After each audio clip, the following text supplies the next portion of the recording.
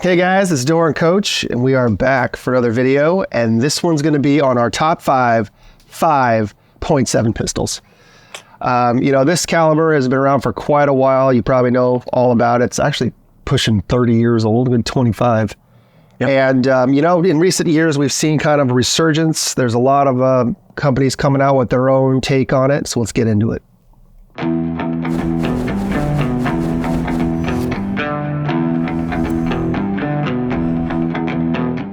Hey guys, today's video is brought to us by Vedder Holsters. If you've got a pistol, handgun, whatever you call it, 5.7 or not, it needs a holster. And sometimes you might need different types of holsters. So we paired up with Vedder Holsters here at the channel.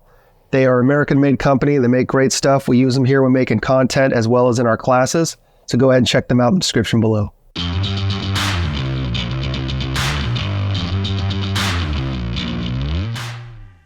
All right, guys. So our top 5.7 pistols. The 5.7 has been around for quite a while. It was created to be a better pistol round that gave you armor piercing capability. For your PDW. Yeah, for like a personal defense weapon. That happened in the 90s, and obviously the P90 came out, which is what the 5.7 is really designed for. But they went ahead and paired it up with a pistol. Mm-hmm. And both Coach and I have both owned 5.7 pistols. I still have one. It's just not with me right now. And, I remember the first time I shot it, I thought I was shooting like a cheap airsoft gun, like it just has no recoil. It's very, very lightly constructed. They were not built, I think, for frontline use. They were not designed to put a ton of rounds through. Yeah, it has a metal frame, but it's coated in polymer. So it feels like, no kidding, like, something from Mattel. Yeah. Yeah, they just didn't seem like it was going to stand up to, the full battle rattle. But I never, tested it past, just casually shooting them. I know some people do carry them and, go for it, whatever it means. But it is the OG. It's the starting point. And they have done some modifications and revamped. I think they're on like another third generation of the FN 5.7 currently. And I did get to shoot one of those last time I was back up in Washington. And they're good guns. Over 20 years, that was the only game in town. If you wanted to shoot that caliber, you had to have your FN 5.7. My biggest issue with it wasn't that they all feel kind of lightweight and cheap. They all have big flashes and everything else. That's just part of the round. But the placement of the safety is, you can argue that, it's faster whatever because your trigger finger actuates it. But no other pistol that I own is anywhere near that. So it's just a whole other manual of arms that I don't need to learn. So that was the deal breaker for me, and I let that one go. Yeah, it is a terrible place for a safety. It doesn't make any sense unless you have huge hands. And if I was going to run one in like a secondary or a CCW capacity, I would look into just taking it out completely because I don't use safeties on pistols past 1911s. Or I would maybe disassemble it enough to pop it off and then glue it in place. If it's in the same position, same place as the as a 1911, that's a little more ergonomic for the human thumb. If you're a human, that's where your safety should be. If you're going to use a manual safety, I think. Yeah, to each their own. But again, the safety is just kind of whack, and it's still there to this day. Which whatever. The Belgians. They do how they do. But in recent years, we've seen kind of this resurgence, this new interest in the capability and what the 5.7 brings to the table. So capitalism, again, is finding a way, and some pretty big names in the business have been dropping their 5.7 platforms. And up next, this probably wouldn't be in a lot of people's top fives, but I got to have it, and that is the Kel-Tec P50. I'm an 80s, 90s kid. I grew up watching Total Recall and all the crazy sci-fi movies, all the crazy Who Screwed You guns. And we are now living in that time. We've got Teslas and we've got P50s. And this thing takes the P90 FN, P90 SMG mag. So it is a 50-round top-loaded mag. I've got to shoot them once. A buddy of mine has one. And it sucks. They're big, they're crazy. You could put a buttstock on it. You could turn it into an SMG. You could put optics on it. You could run it like a primary. And if you're going to do that, then yeah, by all means. It's not the most practical, it's huge. It kind of looks like a sci-fi cartoon movie gun. And that's why I like it. because I'm not that little kid anymore, 30 years ago or plus years ago. It's going, man, I wonder if this is ever going to happen. It did happen. They were onto something. It's got that second kind of cool for guys who want to relive Total Recall. And the times we're living in, running into a lot of really passionate people, ignorant people, having a P50 in your center console. I mean, I never thought I'd be saying this, but, it's times we're living in. We're living in kind of a P50 cleared hot time frame. But, I don't have one, but I just think they're cool. So up next, guys, we have the PSA Rock. This one's going to be much lower on the price point. Mm-hmm. Just kind of a good basic gun. They threw it together, shot them a little bit. Some people have them. It's kind of an intro to 5.7. People want to just test the waters, so to speak. And I haven't seen any real issues with them. There's nothing fancy, no frills, but it's just a way. You want to say you have a 5.7, you want that capability. There's a great place to start. All around, just a good little gun. Yeah, if you're gonna, like you said, dip your toe in it, because it's probably the most inexpensive way to get into 5.7. That's just what it is. PSA is a good company. They make good stuff. Give it a try, I guess. I don't have any real experience with them. You've shot them a couple of times. It's a typical PSA. Best bang for your buck. They're a great company. They seem like really good dudes that, are in the business for the right reason. And I just thought I'd throw it on there and just give them a shout.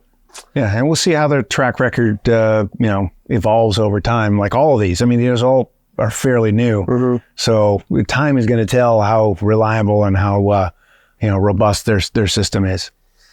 Up next is the Ruger 5.7, which was kind of the first big boy brand that came out with something to compete with the FN 5.7. Both Coach and I have these, and they are great shooters. They feel great in the hand. I think they're a big step up, and we're kind of brought to the fruition like what was possible with this platform with the 5.7 round. I think the trigger's way better. It's supposed to be. It's got a safety where it's supposed to be right there where your thumb works it. Got it. John M. Browning intended, right? Mm-hmm. Right there. And they're great shooters. I know a lot of 5.7 enthusiasts. They all have them. They all have the FN. They all have a lot of them. And to every single one of them, says that this is an improvement. This is the one that they carry. A good buddy of mine has this in his truck for his CCW. And, these guns do run at about, a 50,000 PSI. They're very loud, very bright. So, be careful where you're shooting these things in a dimly lit, confined space like your home at night. Yeah, it might blind you. Yeah, 9 mils, 35,000, and there's a bit of a difference there. But all in all, we both shot these, and if you're looking to get into it, you're not afraid to spend maybe a little bit more money than the PSA. This is a great starting point. Yeah, it's a good gun. Good gun. We shot the hell out of this one, and it keeps working. Mm-hmm. And has the same 20 round standard capacity as the FN, so no change there. And it had a little bit of a break-in period. We experienced a few, malfunctions with it, but again, not sure whether that was ammo related or with the gun. It is smoothed out since, and we're shooting better ammo these days, which is easier to find because initially 5.7 ammo was pretty hard to get a hold of, and it was expensive, and it's come down a lot, and the quality's come up, in my estimation. Yeah, I think Ruger really knocked it out of the park. They're not known for their high-end stuff. They're more base model everything. But, I mean, this is a great gun. Feels good, shoots, sturdy. Haven't seen any mechanical problems with it. Yes, them guns are going to need to be broken in. I heard it helps if you spit on it. But, all in all, great gun. Have nothing really bad to say about it. And, you'll see they all do have these kind of very long slide assemblies barrels. And that's just to kind of maximize, giving you what that 5.7 was designed for, which is muzzle velocity and flat trajectory. And having enough. And the 5.7 was designed to come out of a machine gun or as a PDW with like a 10-inch or a 12-inch barrel, I forget. But, when you design a round, it needs a certain amount of tube to take advantage of the burn, of the powder burn. And thing about a pistol is you don't want one with a 20-inch or even a 10-inch barrel on there. So you're going to get some unburned powder out the end, loud flash, a lot of blast, almost no recoil. Mm-hmm. It's amazing how much this thing does not kick. So you can, rapid fire, great, as long as you can see what you're shooting at. Yeah, overall shooting experience is going to be very comparable to the FN if you're familiar with that one, but I think it has a better trigger. Yeah. Next on the list will be honorable mentions, a bonus round. Yeah, so for honorable mentions, guys, I'd like to start off with just talking about the big boys, those AR-esque platforms that are technically pistols, and, we know why. Obviously, the CMMG Banshee, great gun, as well as the Diamondback DBXs. People seem to like those. I haven't shot that one. I've shot the CMMG one, though, and they get the job done. Another honorable mention I'd like to throw in is I found this, old school baby boomer, or even older than that, target pistol. It had the fixed bull barrel 8.5-inch stainless. It was called the Accelerator, and it was made by Excel Arms. I did a little bit of research.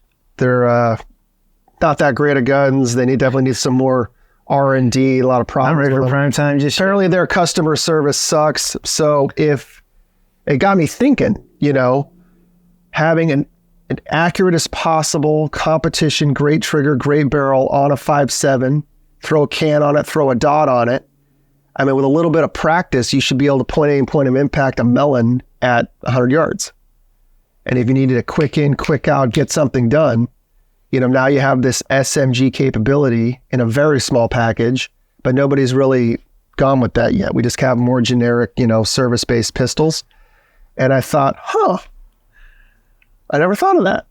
That's actually a good idea, because with a little bit of practice, these flat flying rounds, you can get very tight groups at very long distances compared to any other pistol round in my limited experience. So, other companies, maybe making something that really maximizes the 5.7's capability, more purpose built, something to look into. But that's just my 2 cents. Yeah, 5.7's got it's a niche round. It really is. You're going to want it for when you need that hyper velocity bullet, short range. When I really started looking at them after the that Fort Hood shooting, the bad guy, terrorist attack, had a 5.7. Yeah, it was terrorist attack, definitely. And everybody he shot, and if you got hit in the abdomen, you died. Yes. Because at close range, it was dumping all that energy, a lot like the AR 5.56. At distance, it's not going to have that, because as the bullet slows down, it's going to do less damage. But whereas the other wounds a guy's got, if you got shot in the leg and it hit the bone, shattered the bone. So there's a lot of energy in that hypervelocity bullet. So when would you use something like this? Probably the philosophy of use behind it is if you could potentially be coming against somebody with a rifle. You want to be able to put them down quickly, and you'll need a lot of ammo because you've got a fair amount of volume that you got. I mean, this is a 20 rounder. It's 20 rounds, and then this flush fit 20 rounder, and companies are making longer ones with more if you needed more. And these days trouble seems to come in crowds. So you call whatever this would be a standard capacity magazine for this one. I hate to use the term high capacity magazine, but hell, if that's what you need, that's what you need. All right, guys. So as we get to number 1, please, if you haven't subscribed, please do so. Hit that like button and leave us a comment. Let us know if there's something we missed, in our list here. Or just to jack with the algorithm, Yeah. Let's mess or with just that. to just give, insightful insults. I really dig it. I'm really forming myself, based on your guys' inputs. Yeah. And that really helps. Make sure they're insightful, though. Yeah. Ignorant ones, whatever. You're not going to get an answer from them. I like them all. Alrighty. And, there's only so much we can do here on these social media platforms, guys. That's why we have the War Room. Coach is a member of that War Room, as am I, and we're able to get way more in depth that we're not able, really able to divulge into. So, go ahead and check out in the description below. It's called the War Room. It is a subscription-based online community where we geek out, and there's really no filter. All right. So, without a shadow of a doubt, number 1, and why I wanted to do this video, which is the new kid on the block, Smith & Wesson M&P 5.7. I was not expecting anything from this gun. It wasn't on my radar. I didn't really care about it. But This one, guys, is something different. Instead of having to spend $450 on a threaded barrel for your 5.7 pistol and have TSA take it away while it's still in the wrapper. Still burnt on that one, aren't you? It still stings. Yeah. It still stings. It was in the, I looked through my bag and this thing was at the bottom. It was in a box, in a wrapper, in a bag, and it had been in there for a couple of weeks.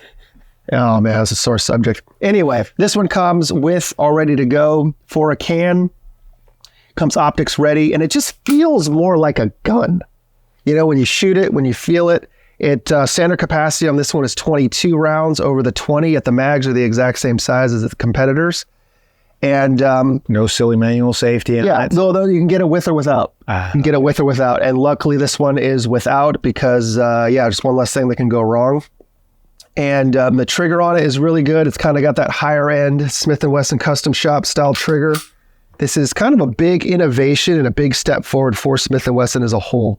They really haven't been turning too many heads recently with, coming out with new stuff, that really kind of catches my attention. But this definitely did, and I can't wait to see more in regards to that. This thing, again, it feels more like a real gun. I like the stippling on it. It comes optics ready. The sights are co-witnessed and right out of the box. And I like shooting it. It's a lot of fun. It's still a 5.7, still very loud, has a very big flash. I do not recommend 5.7s for home defense weapons for a number of reasons, and those are two of them. But as far as a fun gun, you put a can on it. Then, of course, you put a can on anything. You put a can on a shotgun. What are we talking about here? What is this? What is this? Country for old men? Is that what we're doing? Gonna wait for them to go in the bathrooms. We can keep the mess in the shower. All you need to know, everything you need to know about gun fighting is in that movie. I'll tell you. And this has got a 22 round flush fit magazine, so you got plenty of ammo. Yeah. And it you're right. It feels good in the hand. It's probably the best of all the 5.7. Yeah, and the newer made FNs are definitely better than the first gen ones. And the Ruger is a good shooter as well. But there's just something about this. It just looks the way a gun is supposed to look. It doesn't have this weird oblong niche.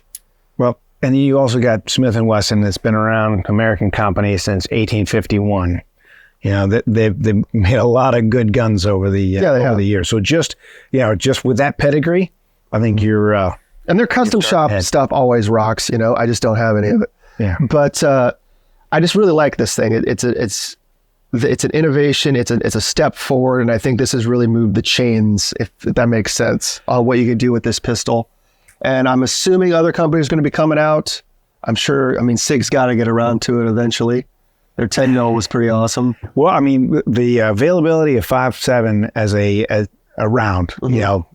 Is becoming more and more available, and the price is coming down, and people are seeing the possibilities, I guess. Mm-hmm. You look at the rounds here. You basically got there's your 5.56, and here's your Kurtz. The actual bullet is about the same damn bullet. You got a lot less powder, but it's coming out of a much smaller platform. Whereas your 9mm got a big chunky bullet, moving a lot slower. Mm-hmm. So there's that when you need it. 5.7 is going to fill a certain niche. You figure out whether that lands in your life. If you want to get people off your lawn, how big is your lawn? Exactly. How big is your lawn? Exactly. Clint's lawn was microscopic at an M1 Grand. I'm not questioning his methods. But maybe not the right tool for the job. But you got a bigger yard. You live a little bit outside of town. You're gonna want that reach. That's all I'm saying. You're gonna want that reach. Raccoons are down there digging around your trash at the end of the driveway. I don't want to walk that far. Yeah. Hey, rolling concealed one of these is not going to be as easy as with a subcompact. But you need that extra barrel length to take advantage of your and they're very thin. Speed. Yeah, they are. This is not a girthy pistol. It's long in the tooth. Definitely full grip, but it is wide. Front to back. But as far as I'm thinking more good old shoulder holster. Yeah. You would sucker here, shoulder holster, nice and smooth there. Yeah. It pairs well with coffee. cigarettes. Old school. Come on, get on your old Miami Vice. Sleeves on a collar. It's coming back. Not necessary. Coming back. Not necessary. Anyway, guys, it was just a quick video about really just the 5.7 in general. There's more new platforms, coming out, new makes, new models, and they're getting better.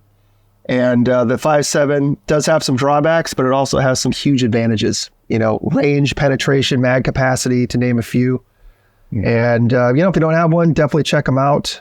I recommend really any of the big three so far. But this one, to me, it just feels more like a gun. Definitely a standout. Yeah, it's definitely my favorite, which I got to get one. And then I'll have all three. Maybe I won't. I don't know. But anyway, thanks for being here. This is Dorr and Coch. Out.